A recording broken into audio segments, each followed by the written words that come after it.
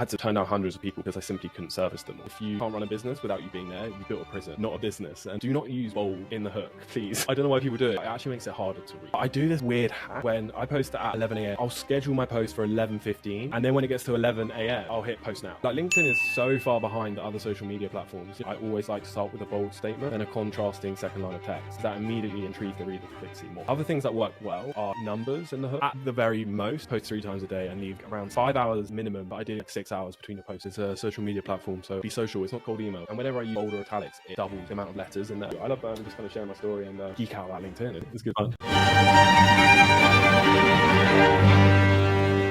Welcome to this episode of the Connection Accepted pod. Today, I'm super excited about today's guest, which is Charlie Hills. Charlie, welcome to the pod. Thank you so much for having me, Matt and Daniel. I'm super excited to dive in. Thanks again, Charlie, for coming on. I want to start in 2018 when you made your first LinkedIn post. What led you to joining LinkedIn and starting to post on this platform? I mean, it's a good question. I guess, my account was created in 2018, but I can't remember that first post, to be honest. It was probably some like bland job update being like, hey, I'm elated to share I've started a new position or something along those lines. Yeah, my first post that I actually remember was probably like graduation, which was around like 2020. And those typically always get good engagement because people are happy for you and they like it, they comment. And yeah, at that time, I was just treating it very much like any person who was employed was at that time, just sharing job updates. So yeah, that was the start, I'd say. It wasn't until 2023/4 that I really started to kind of dive in as a content creator. What led you to make that jump? I love this question because basically I had a business before starting Linked Agency and growing on LinkedIn, but that one failed. So I went back into full-time employment and I was working as a marketing manager for a B2B tech company. And I was just so kind of tired of being an employee, which I don't think is a bad thing, but for me, I just love freedom. Like, freedom means so much to me, that word, how I spend my days, etc. And essentially the real kind of thing that instigated it all was the fact that I was coming into work every day, sharing like new AI workflows, tools to try. Like, one day I came to my manager and said, why don't we build a custom GPT? And she was like, no, Charlie, no, we don't have time for that. Sorry. So I knew I had to find a creative outlet for like just, all my kind of AI passions and, tools that I was finding. I started posting on LinkedIn, and that was around like end of 2023. I was very much posting and ghosting, as we say, and not really growing on the platform. It wasn't until 2024 when I really started to take off. I love that term, posting and ghosting. We've been actually trying to pick up on some LinkedIn lingo, and like one of the other terms that we've learned is LinkedIn lurkers, is like what we're calling people who basically are super active, but if you looked at their profile, you'd have honestly no idea because they don't engage at all. They don't post anything, obviously. And I was formerly one of those people in the past when I was looking for a job, only using the platform just purely for job purposes and to maybe stalk my interviewer before I had a job interview. But that's super cool. And so you were posting a little bit, but like, how did that turn into a full-blown business eventually? So yeah, after 2023, I remember I sat down on like Christmas Day that year and said, okay, I'm going to post every day to LinkedIn. These are my content pillars. These are my my posting cadence, etc. And it was kind of like a New Year's resolution, and I just did it every single day. At the first it was cringe, it wasn't good quality content, but I learned every single day, and soon I managed to like get a grips of like, I need to comment every day, I need to like reiterate my content, I need to repurpose it. And it took me like 3 months to hit like 10k followers, and then 9 months to hit 30k followers. And that 30k follower mark was like the point when I handed in my notice and left my full-time role, because I signed my first client, for ghostwriting, and I was getting some good brand deals with some top companies. And that was kind of the start of it all. And that was literally only just over a year ago, because it was in September 2024. Since then I've been on a crazy journey, worked with like about 20 plus clients, partnered with top brands like Claude, and then also scaled my presence to like 100 and I can't remember 60k or something, 160k. But most of that just came by learning as I went, because when I started the ghostwriting business, I had no idea what I was doing. I just had a Notion dashboard, like a few freelancers I was working with, and I was sharing all my expertise that I'd picked up along the way, like for my clients. When you're when you're learning and growing this fast, how are you managing your learnings as you go from 10 to 30 to 100,000 followers? Not sure, to be honest. I guess the first stage is always to study what's working well for other people on the platform, how they're writing their hooks, how they're presenting their carousels and graphics. That's probably stage one. Then for me, I treat every single post like an experiment. Like last week, I tried a GIF style post. It didn't do very well. So therefore, I'm not going to invest more time into creating them. And that's how I treat LinkedIn every time. I don't have a set formula. I'm always changing the strategy and seeing if it will improve results. So it's just been that kind of every single day learning experience. It's so interesting too, Charlie, because it sounds like you said 3 months to K, and then another 6 to get to K? Did I hear that correctly? So it almost took you longer to go from 10 to 30 than 0 to 10. But in my mind, intuitively, I imagine for most people, it's hardest to get that first 10K because you need to prove that you're somebody worth following almost. And you need to start really getting the ball rolling with content. But I don't know. In your experience, was the growth kind of linear, or was it kind of exponential based on what you were putting out at the time, or generally has it kind of accelerated? What's the trend that you've seen? Well, yeah, for me, I remember the turning point was May 2024 when I was around just about to hit 10K. I then started creating these carousels with my AI avatar on the front cover, and that's when it exploded. Because I had a very distinct personal brand. People looked forward to my content because I had this silly Pixar character on the front cover, which won't work for everybody, but for me, it made my personal brand more memorable. And I remember literally the growth on those days where it was huge. It was hundreds of followers. And that's when it really started to compound. And yeah, over those summer months, it did kind of, pick up and was pretty solid. But obviously it was very hard for me at the time because I was working full time. So it was kind of managing the burnout and making sure that I had enough capacity for my day job and then also LinkedIn content creation. So yeah, there was ebbs and flows.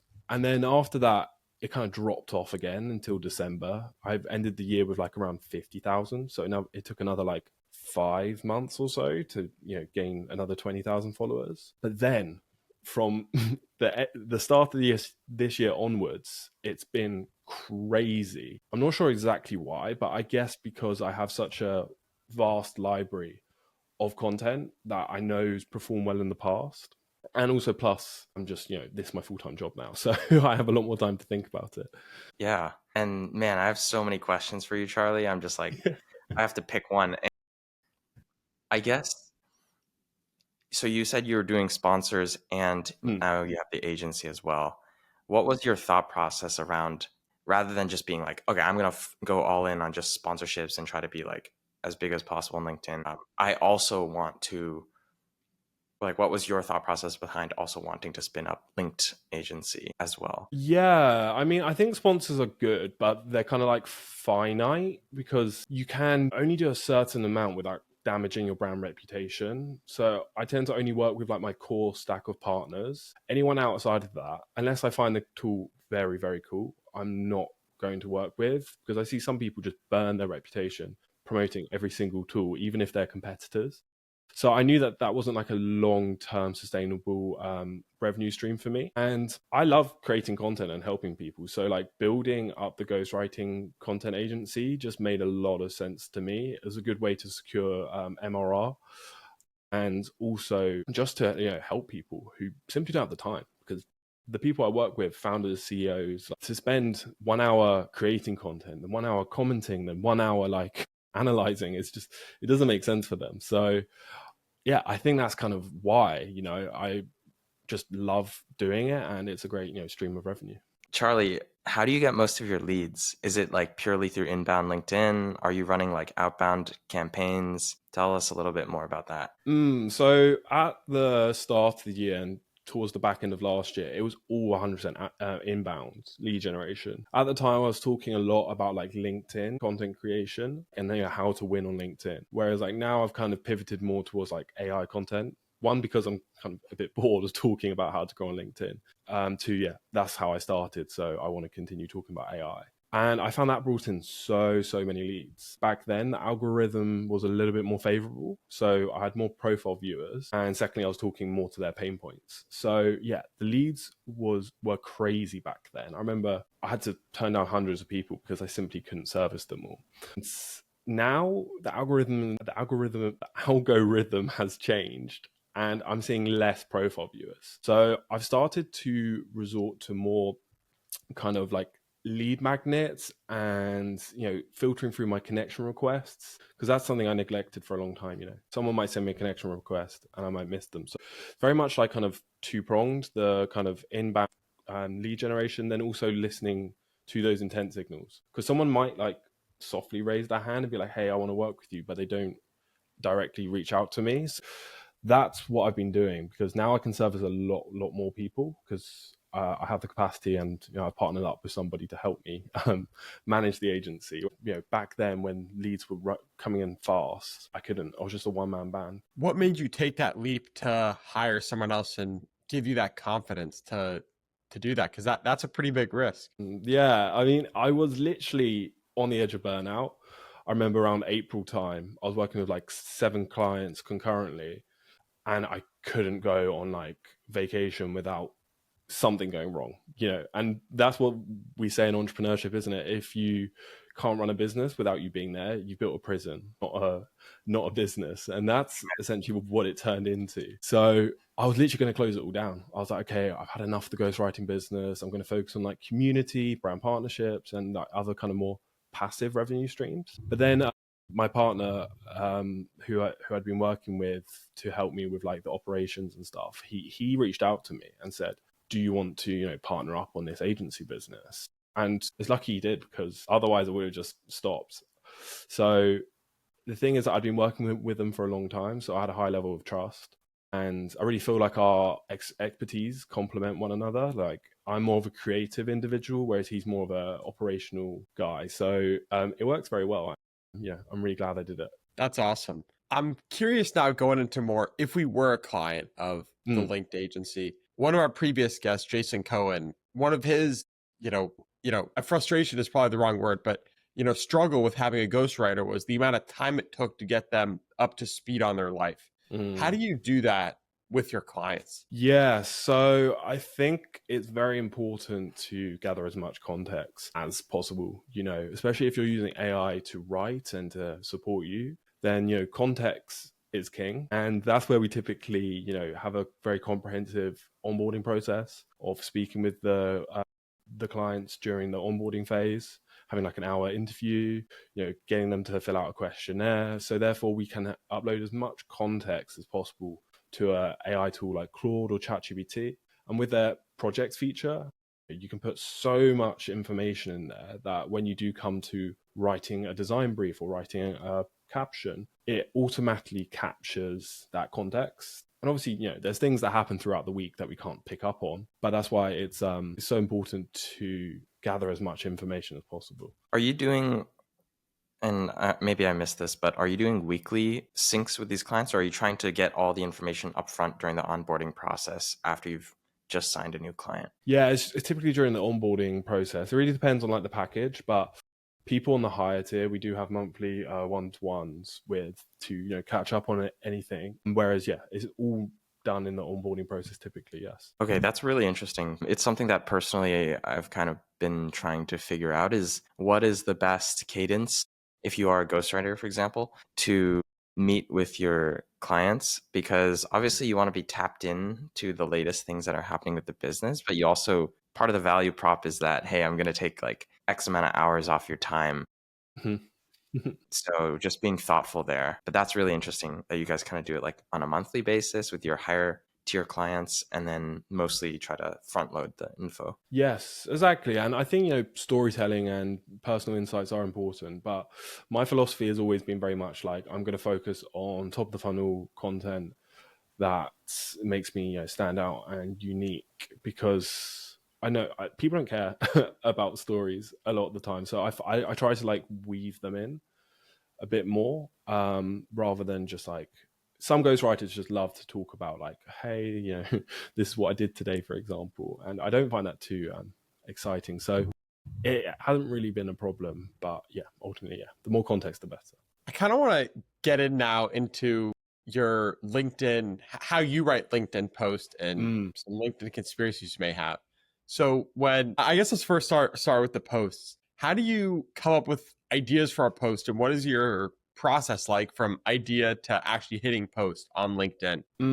So I've got a notes page on my MacBook and iPhone, and yeah, The classic. yeah, it's so simple. Anytime an idea strikes, then I simply just put it in there right away. Recently, I've been leaning into like other social content too. Like, I'll just be on Instagram in the evening, and I've really fine-tuned the algorithm to show me some like top AI content. So whenever I see something quite interesting over there, I'm just like, okay, let's just copy the link, put it in my notes, and then I will explore that later and put my own unique spin on it. So that's been working quite well for me. For clients, we have like an automation set up. Basically, it will scrape profiles from X, Reddit, Twitter, X, Reddit, Instagram, and LinkedIn, and then take like top performing content. Because that can be, very powerful, because it's pre-validated and it'll work quite well. You don't, just copy and paste it. You take the idea and repurpose it. So I believe, it either has to come from you, the human, or from a pre-validated source.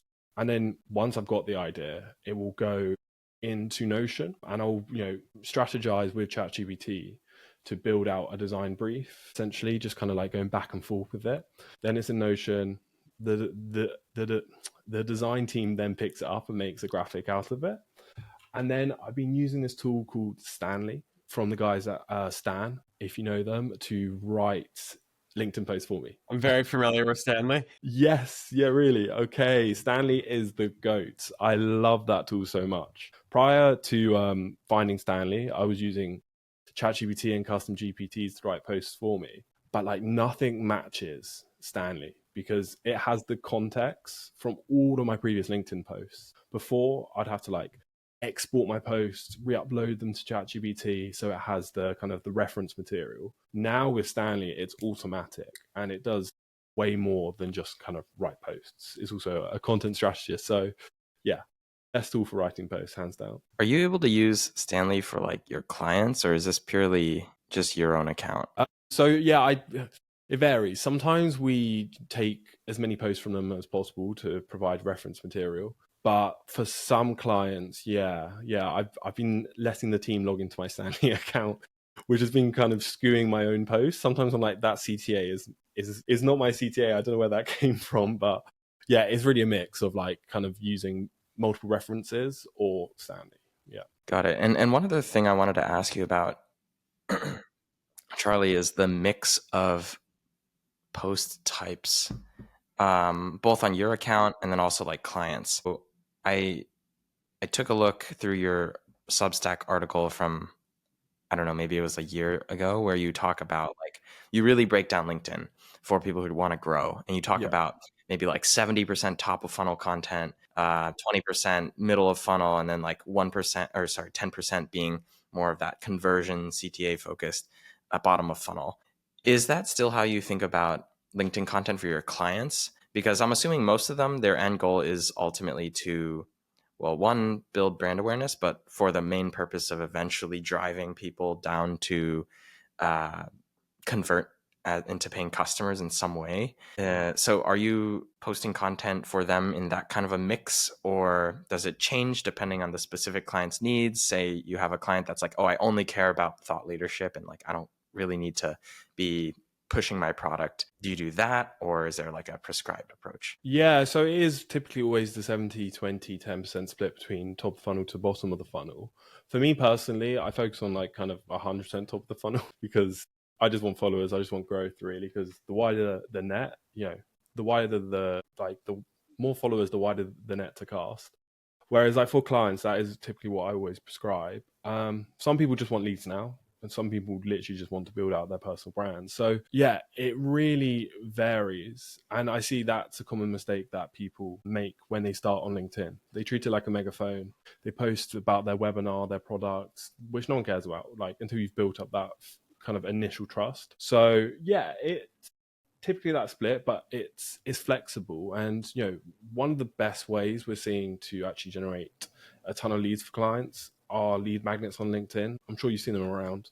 People saying, drop automation and I'll send you my NA10 automation. I think they're being a bit overdone. So for the top clients, we really do one a month, because I find that's a good way to generate a good amount of leads without kind of burning trust and overdoing it. When you write those posts, drop a comment or something like that, I feel like a lot of the times it has a huge graphic, and that's one of your iconic styles. What has led to that large graphic versus a carousel, for lack of a better word, of multiple things you can click through, if that's even something you've thought about? Yeah, I mean, I think for me personally on my account, like the big graphic style works very well, versus like I'm finding with clients that sometimes this works better with like a carousel, when you give so much value that it can't be conveyed in one single image. So we find that sometimes a carousel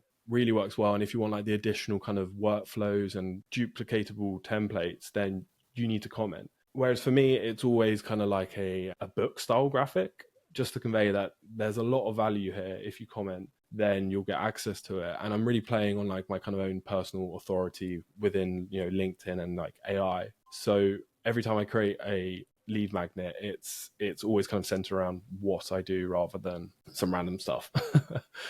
So yeah, it really varies case by case. Yeah, I was just while you guys were talking, I was scrolling through your recent posts, Charlie, and Yeah. I do think it's super impressive, like the quality of the graphics that you have on your posts. I think that also probably separates you from like the average LinkedIn post, definitely, because not everyone is going to have a design team to build out these like beautiful infographics and whatnot. And I've also noticed with your hooks, you tend to keep the first one really short, like less than 6 to 8 words, I think. Is that intentionally done? Like, curious what you've learned about hooks over the years, posting so much. Yeah, so I mean, hooks are actually really tough. I run a community as well, and that's one of the biggest things we give people feedback on is their hooks, because people just don't really know how to like grab attention in those first 2 lines, and it's very much been an iterative process writing hooks.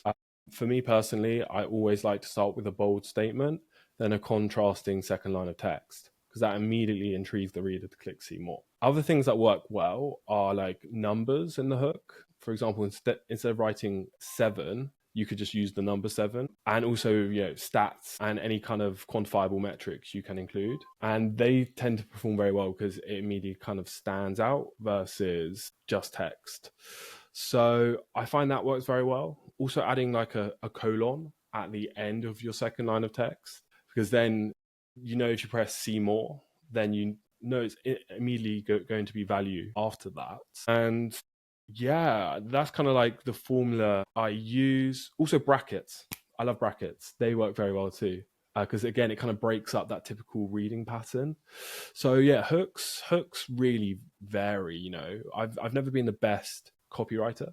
That's why when AI came onto the scene, I was like, hello, this is going to change my entire world. And I literally just spend like a few minutes writing a hook, versus a year ago, I'd spend like half an hour sometimes, like refining the hook, and then it still wouldn't do well. So that's probably the most important part of your entire post. Yeah. I've never heard the colon hack. I love it. Yeah, just jump straight in and be like, listen, if you click see more, then you will get something good here.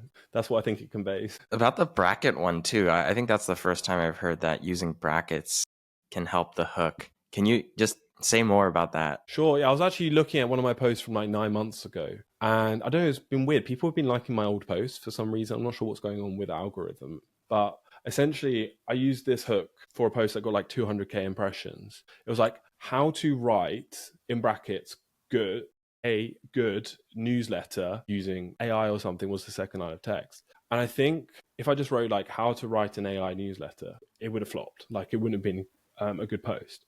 But because I put like good in brackets, and that's kind of like contrasting to what some people think when writing an AI newsletter, it really stood out. And that's why I think the post did well. So that also works for like, resources style posts. Like if you're posting about free AI courses, which I've started doing recently, I always put like in brackets links below. So it's just one way to be kind of tighter in your writing and to keep the word count lower. And also then people can just see it instantly and be like, okay, cool. Because people scan, don't they? They don't read like the entire line of text. I almost see this as like a bold text or in italics where it brings more focus to certain words, and things like bold is, I feel like it's sometimes getting overdone right now on LinkedIn, and something like these brackets might be the new meta. Yeah, I really dislike the rich text formatting people use, especially that bold. Do not use bold in the hook, please. I don't know why people do it, because obviously they think it makes it stand out more, but it actually makes it harder to read, without a doubt. What about italics? Italics, no. One, it also doubles your word count, because I use Authored Up to preview my posts, and whenever I use bold or italics, it doubles the amount of letters in there. So, and it also just makes it hard to read. I think personally, you're better off using like symbols and 1, 2, 3 lists, checkboxes, dashes, but not M dashes. Never use M dashes. Yeah, I find that just makes it way more digestible and kind of easy to read. What about emojis? The only emoji I ever use is the recycle emoji at the end when I say like repost. Besides that, very, very rarely. I was going to say on the M dash point, it's gotten so bad that like now, even if I am writing something either for myself or for a client, I'll like deliberately remove any M dashes, even if it's like I added it in there. It wasn't AI. Like I'll still remove it and replace it with like a comma or a colon or something else. Yeah, I mean, I'm not even sure how you add M dashes when you're writing. Like, do you just hold down or shift, then the kind of shorter dash, I guess. But yeah, I've never used them previously. I still use the short dash, but the M dash, I'm just like, no. That's a clear giveaway. I agree. That's sometimes my one piece of feedback for Stanley. I'm like, you got to remove all the M dashes in here. Yeah, of course. I mean, I use AI in like every aspect. Sometimes even when I'm like replying to DMs, I'll just like put the DM into ChatGPT because I just can't be bothered to read it. I get hundreds. And then I'm like, collaborating with AI to kind of really refine it. And also, like I said, never been a great copywriter. So yeah, I'm always removing it, but then also sprinkling in that human touch. What's your DM game like on LinkedIn? We had Mitchell Tand earlier on the pod, and I know you're an ambassador of that. I'm curious how you're using Condo and also DMs to grow your business and also to grow on LinkedIn. Yeah, it's something that I've been exploring more and more. I find social selling kind of a bit of an art, and there's no kind of clear-cut way of how you should do it. So we've been really playing into those warm intent signals like connection requests, commenters, etc. And typically we'll just start the conversation with curiosity, because a lot of people will dive into the pitch and be like, hey, I run a LinkedIn agency, want to be my client? It's like, no, thank you. So we always start with a question and build some rapport first. And then obviously using Condo, we'll then use the label features, which is really powerful. You can have like clear labels of who's a lead and where they are in the buying stage. And yeah, once we've asked them a few questions, then it might kind of unveil a pain point or a symptom. If they show a symptom, then we'll just ask them a few more questions to try and uncover that pain point.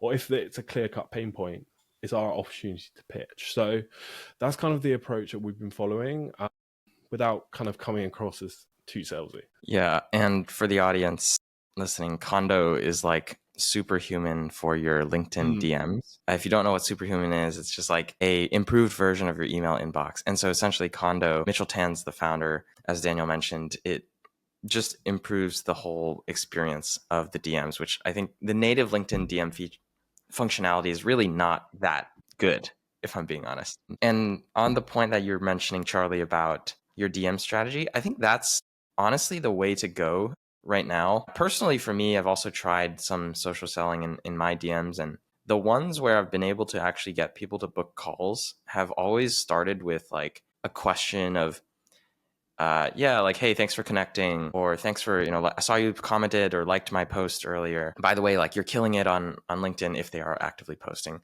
or like, love what you're doing with whatever company they're building. Curious, like, how the LinkedIn posting's been going for you.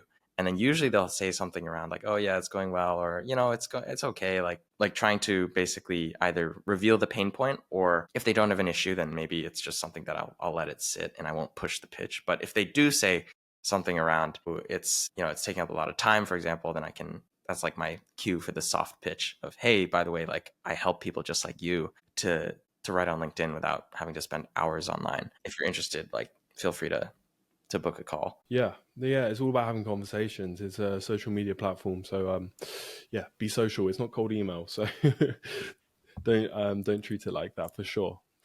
Now I feel like we've got to move on from DMs to comments. Charlie, how do you approach comments and following people and using that? Because that's a huge growth level for us, and I'm sure you too. Yeah, so comments have been interesting for me. When I was working full time, I used to post in the morning, comment before work, and do as many as kind of possible. Even during my lunch break, I'd spend that commenting on LinkedIn. It was actually ridiculous, and not a smart strategy, because I almost burnt out from that. Lots and lots of comments in the early days, just trying to engage and connect with anybody. And ultimately, the goal really is to build up that kind of like reciprocation between each other.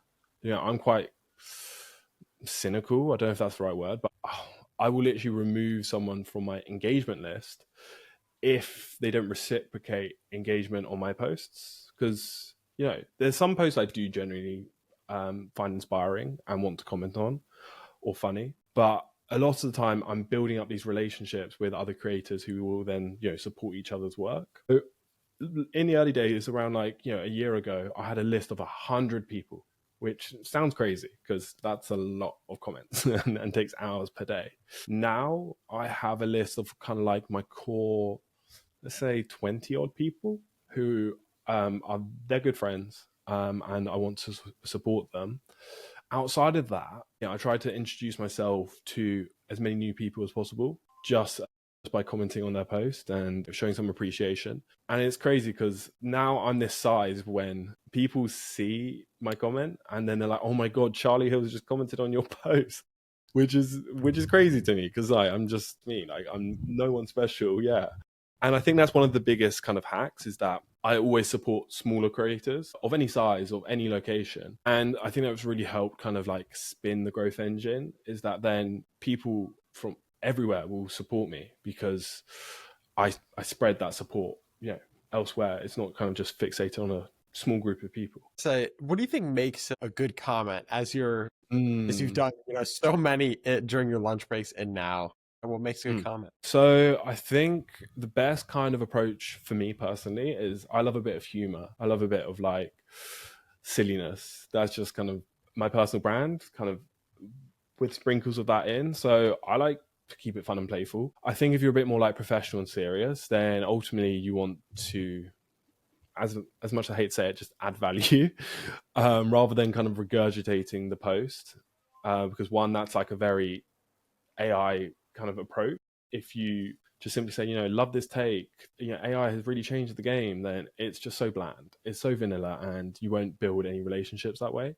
Versus, adding value, being curious, asking questions, or just really kind of conveying your thought leadership. I feel like that works for most people. But for me personally, I love the humor angle because humor on LinkedIn really, really stands out versus like just something generic, because B2B and LinkedIn generally has been quite a boring place for many years. So that's why I really think it punches through. It's so fascinating you say that, because I think humor and, Matt had just had a post that went viral about vulnerability. And I think it's these core human emotions that are doing really well on LinkedIn right now because no one else is posting about it. Yeah. Like LinkedIn is so far behind the other social media platforms. I mean, that's why I think we mentioned earlier, just like I have relatively quite nice graphics and designs. And that's really helped me stand out. Versus like Instagram, TikTok, the videos and reels people are making, they're so advanced and it's so competitive over there. Whereas like LinkedIn, if you just show a bit of personality, have good content, you can easily win on the platform. And that's why I think I've I've done quite well on there because I've done both those things. And your formats are crushing it. But have you ever thought about doing video? Well, not the video debate again. God. Well, yeah, it was like towards the end of last year, the video feed was implemented by LinkedIn. And I know people who got millions of impressions on their videos, which most of the time they were just like soulless, empty impressions because they were being put on the featured for you section. So I think it was kind of a bit like complete vanity, those metrics. Whereas for me, I tried those like vertical style videos and they did okay. Whereas now I know for a fact if I post a vertical video, it's going to flop. Because one, LinkedIn renders it in a very weird way. It's kind of like embedded into the feed. So when I do create video content, it's always horizontal, which kind of goes against all advice I always give. You know, always have 1080 by 1350 pixel dimensions to take up maximum space in the feed. But for video content, yeah, I do create it, but it really struggles to perform well. I try to keep it as like actionable as possible. You know, here's how I do X rather than me just talking to the camera. Yeah, that's fascinating. I have a ghostwriting client that he is also really big on short form platforms. And so he wanted to test just posting one of his reels. And I was like, yeah, go for it. Let's see what the data shows. And then like it did not perform as expected. So it's interesting that you say that horizontal video tends to perform better, because I do feel like when you see a startup do a product launch video or some sort of big announcement video, it tends to be a horizontal video. And granted, they probably did invest like tens of thousands of dollars into like a professional video agency helping them with it. But those videos, I think, get a ton of engagement and they're always horizontal. I can't think of an example of a vertical one. This may just be like the content that I've been seeing lately, but I can't think of like a vertical style video that really went viral. Daniel, I don't know if you've seen anything like that. No, I haven't. I saw a similar thing to you, Charlie, with some of the other creators I've talked to, where in that golden era of LinkedIn video starting, I mean, like we're talking 20 million plus impressions from video that were, as you said, mainly just empty though. No, exactly. I mean, I still think there's a place for video. It is one of the best ways to build trust because one, you're actually showing your face rather than just kind of hiding behind your profile. And so there's definitely a place for it, but I wouldn't rely on it for growth or going viral.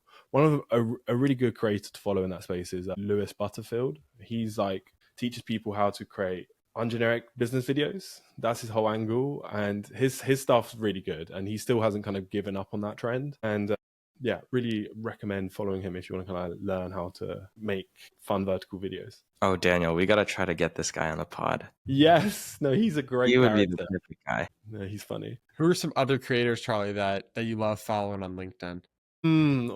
Oh God. Okay. Well, I mean, two big inspirations are Yasmin Alik and Lara Acosta. They're huge, obviously, in this space. They've been around on the platform for a long time, and I don't know how they do it. Like, they post 3 times a week. They get more engagement than my like 14 posts a week. So it's really impressive from those two. Ruben Hassid's been a big inspiration for me kind of along the way, him being in quite a similar space to me. And then I have like a core group of people who are my good friends now, like Daniel Korenblum, Noam Nissan. God, I could go on all day, these people, but they've been a big kind of motivation and inspiration for my own content. Even sometimes when my friends don't post for a day, I'm like, what's wrong? Are you okay? And it's really nice to kind of keep everyone accountable and motivated to keep posting, because it's not hard whilst also building your business. I mean, it is hard. Post cadence is such an interesting conversation because I'm someone, I mean, Charlie, you post what, like 3 times a day? Yes, twice a day. I was testing 3 times a day. Twice a day. This summer, when I first got my first LinkedIn itch, I was posting 4.5 to 5 times a day. I was crazy, but I learned a lot from it, and I actually gained, like 3 million impressions and learned so much from it. And my engagement didn't really have an issue. But I'm curious how you think about post cadence. You're posting more than some of your other friends who have a lot more followers, and I think it's such a hot debate and topic of conversation. So I'm curious to hear your thoughts.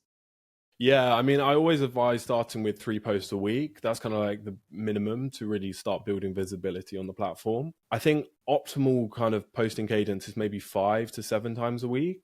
But I know for a lot of people that can be challenging.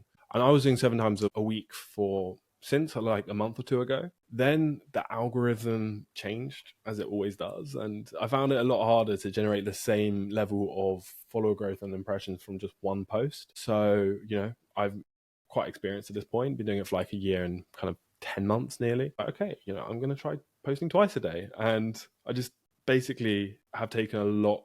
It started with taking my top performing posts and making that my second post of the day. But, the fact I run a LinkedIn content agency and have kind of unlimited access to my team, I've really started to kind of double down on just creating content, using that pre-validated approach I mentioned, also my own ideas.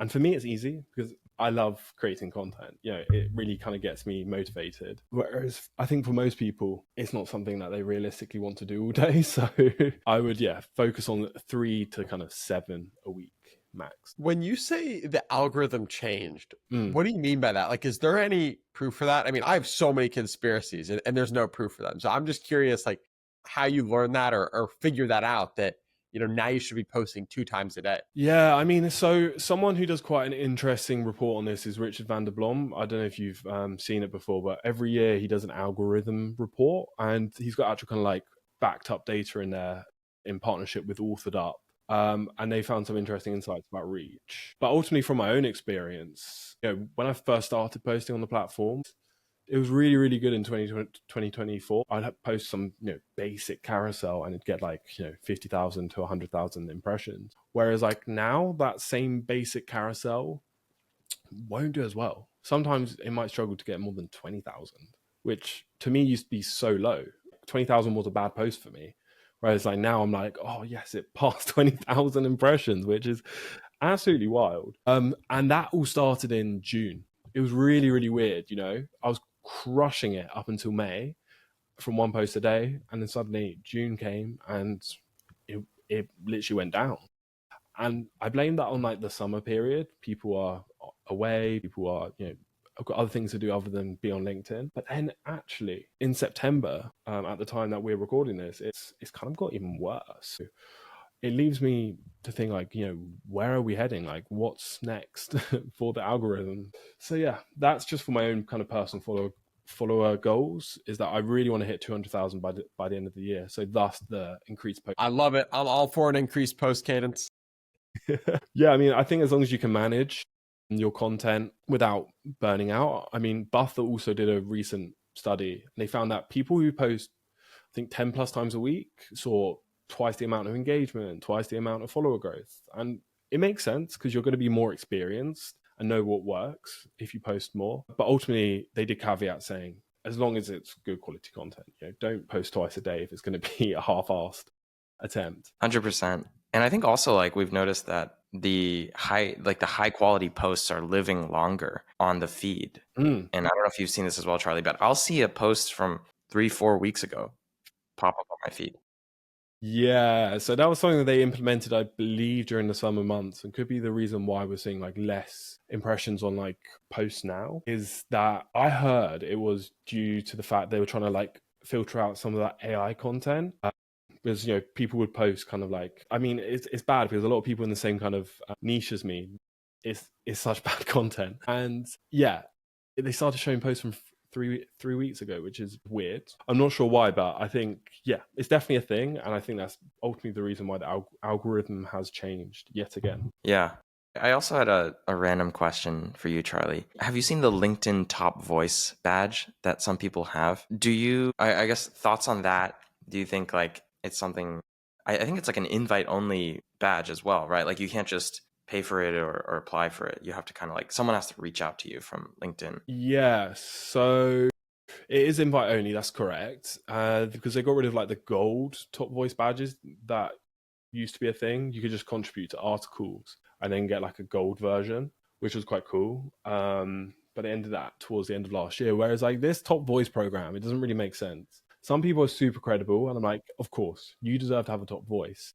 Whereas like I look at some accounts with it, I'm just like, wait, why do you have this? Like what qualifying factors are they looking at here? And ultimately I hear it's the fact that it's based on your experience. If you have like top respectable companies in your experience section, then they'll give it to you. And I also know that there's like kind of some geographical distribution with it.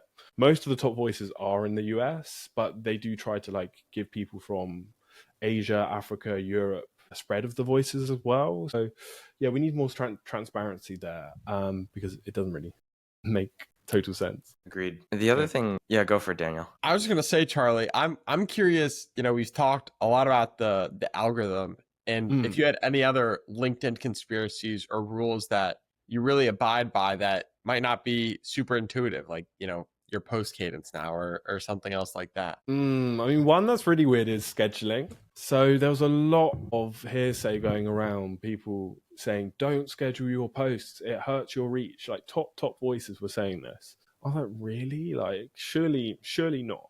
Because it's a built-in native scheduler to LinkedIn. Like, why would they damage your post reach for using their Love tool? this feature. Yeah, I mean, that's how I stay consistent. Like, I'm not going to like load up my post every single time and then hit post now. It's ridiculous. So I schedule, but I do this weird hack when I post at 11 a.m. UK time.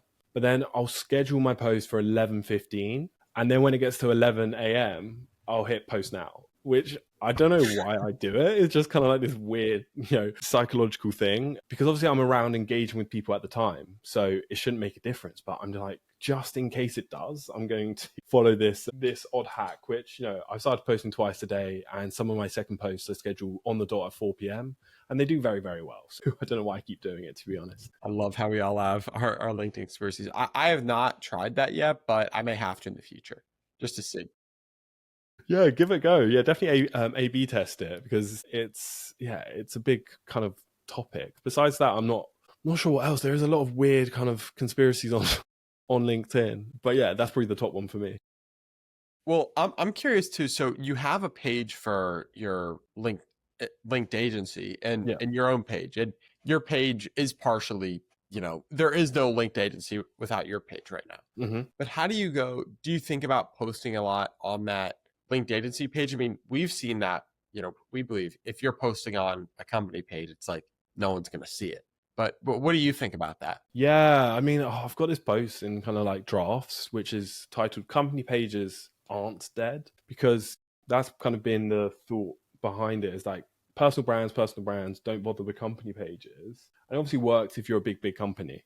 You can just share updates like Microsoft, they'll get good engagement. But if you're just a small or medium-sized business, it's so hard to scale that company page on LinkedIn. So a strategy that works quite well is actually treating your company page more like a top of the funnel content ecosystem.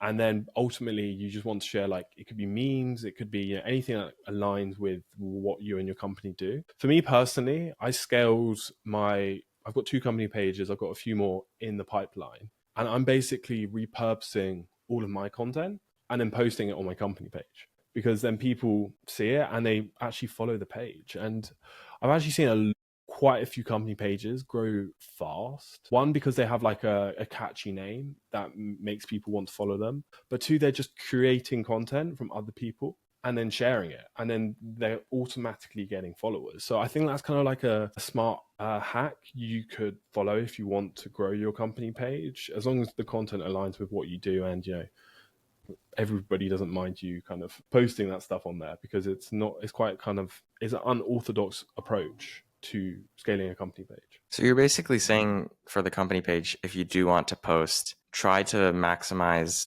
top of funnel content and also repurposing of other people's top of funnel content, essentially.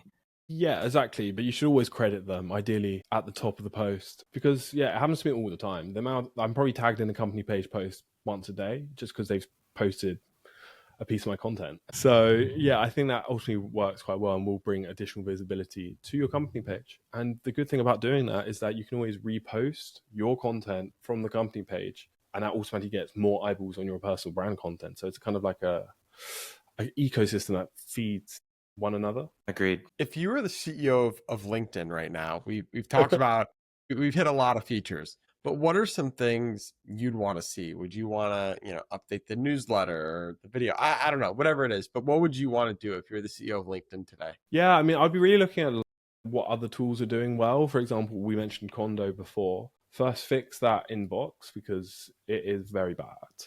I'd also think about, looking at Substack and seeing what they're doing with like a social media network and newsletters, and how that could actually encourage people to post more on LinkedIn, because I love Substack. It's amazing. You can just post content on there, get actual newsletter subscribers. Whereas on LinkedIn, I grew my newsletter for like a year and I got like 30,000 followers on it, but no email addresses, zero data capture there. So it's really, really, and yeah, just kind of like improve the whole social selling system as well. Because Sales Navigator, it's very good as a database, but as kind of a sales tool, it's not very good. I mean, I'm not here for automated DMs, etc. But if you could allow people to do some like sequencing with DMs, that would be quite cool, for example. And ultimately, I think it'd be really cool to have impressions visible on posts, like you see on. I totally agree. Yeah, because I know so many people are cheating the system,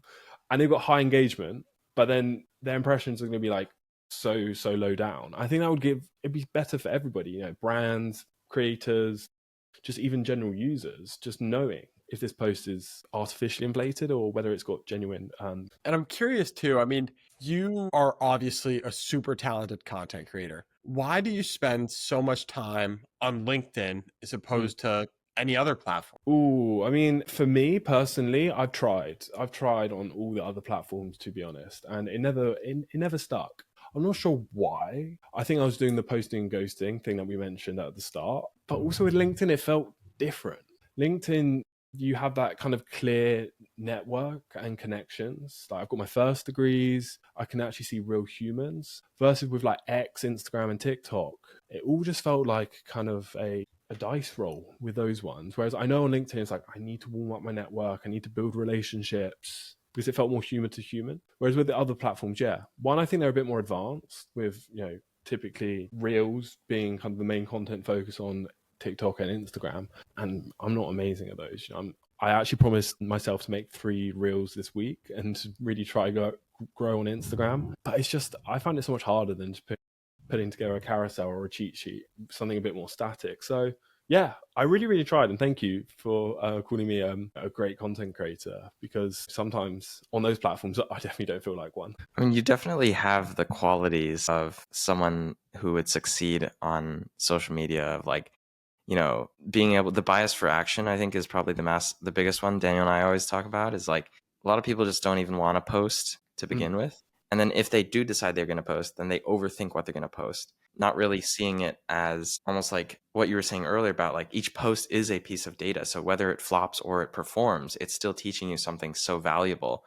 that's going to improve your content later. Also, just I think a lot of people maybe don't understand that it's a power law for most content. So like, I don't know if you've seen this in your data, Charlie, but personally for me and some other creators I've spoken with, it's like 10 to 20% of your content is driving 80 to 90% of the growth. Like you've probably had 1 or 2 like mega viral posts that have driven like thousands of followers. Yeah, no, 100%. I really like how you frame those, Matt. It's for sure, definitely like a few kind of viral topics and formats continuously perform very, very well for me. And I think, you know, the whole thing with the other platforms is that I probably gave up on them too soon.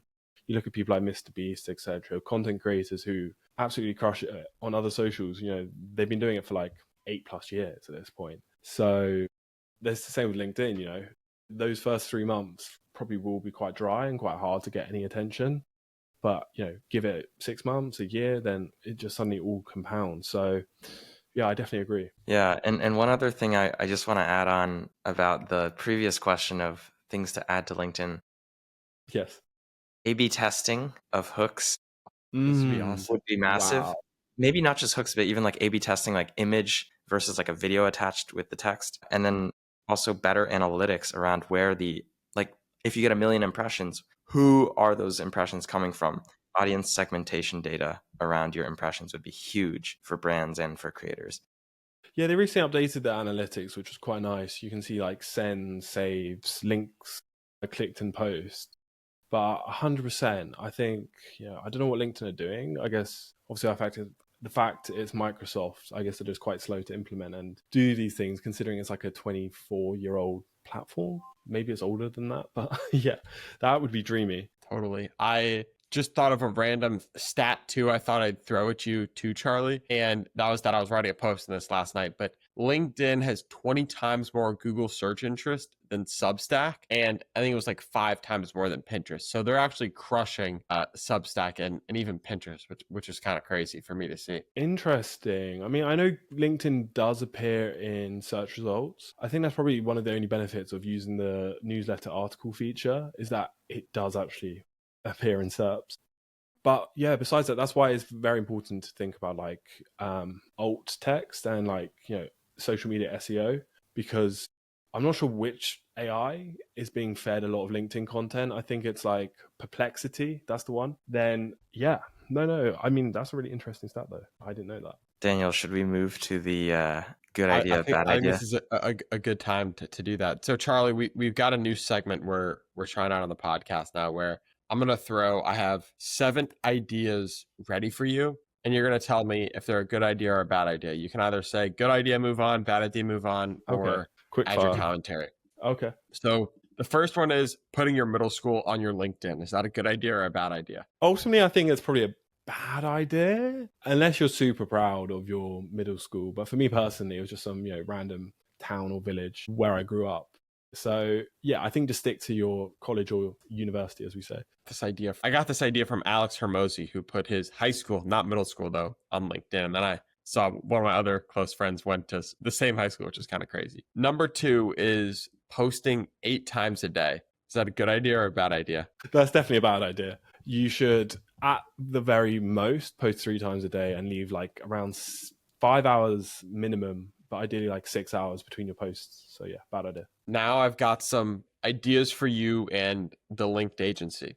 The first one is a viral predictor, which is somehow trying to predict using AI the likelihood of it going viral with a, maybe call it 50% degree of accuracy. Yeah, that's a brilliant idea. I mean, I somewhat use Stanley for that. Like you can actually ask it to like score your posts on the hook, on the likelihood that it will outperform, etc. So it's not perfect, but yeah, I'd love to have that built into LinkedIn or elsewhere. Okay, I like it. The next one is the LinkedIn Olympics. So you host a competition where agencies or creators create to generate the most viral impressions and engagement in 48 hours off of a random prompt. Cool. I mean, I was going to say LinkedIn is a marathon / Olympics anyway, but oh my God, yeah, if LinkedIn were like paying out for that, then great idea. 100%. Okay, here's another one. A viral post pack, a pre-bundled set of 10 templates of stuff that's done well, and you sell that. I see it quite frequently. People will offer out these as like lead magnets and they tend to do quite well. So I think maybe for like a one-off lead magnet, good idea, but to buy it, to actually pay money, I'm not sure about that. You can use tools like there used to be Clio, Creator Match, Favicon. They can all analyze like creators' past posts. So yeah, bad idea to pay, good idea for free. And the last one is the Comment Empire. And this is a service where your agency doesn't write posts, but instead comments on a lot of posts in an effective way for clients. So there's no posts written, it's just comments. Just comments. A separate service that you could add. I guess maybe an add-on service. But yeah, I mean, I think that's good for like, yeah, I think it's a good idea for people who are too busy to write their own comments. But if you can, then write your own. So definitely, I totally understand it in specific cases, but if you can find the time, then do it yourself. Okay, that will conclude this segment. Thank you for playing, Charlie, and giving your honest thoughts. Matt, do you have any other good ideas or bad ideas to throw out? Did that spark any creativity? None that come to mind immediately. I think you honestly hit it out of the park with these ones, Daniel. It's funny, like every episode, I feel like the good idea, bad ideas get better and better. So these were the best so far. I really liked the LinkedIn Olympics idea. I feel like that could be a nice idea for LinkedIn marketing team if they're watching this. Yes, please. That'd be so cool. But they're so focused on like kind of job seekers, etc., more than like fostering that creator ecosystem they've built up. So yeah, I think there's a fat chance of that actually happening. Well, Charlie, we can't thank you enough for your time. Is there anything else we you want to hit on, or that we should have asked you that we didn't in this podcast, either LinkedIn or not LinkedIn related? No. I think you covered everything, to be honest. It was very comprehensive, and you've clearly done your research. So, thank you for the awesome questions. And appreciate it. I know it's early for you guys, so I appreciate you taking the time to meet with me. Appreciate you coming on. Of course. No, happy to. I love just kind of sharing my story and geek out about LinkedIn. It's good fun.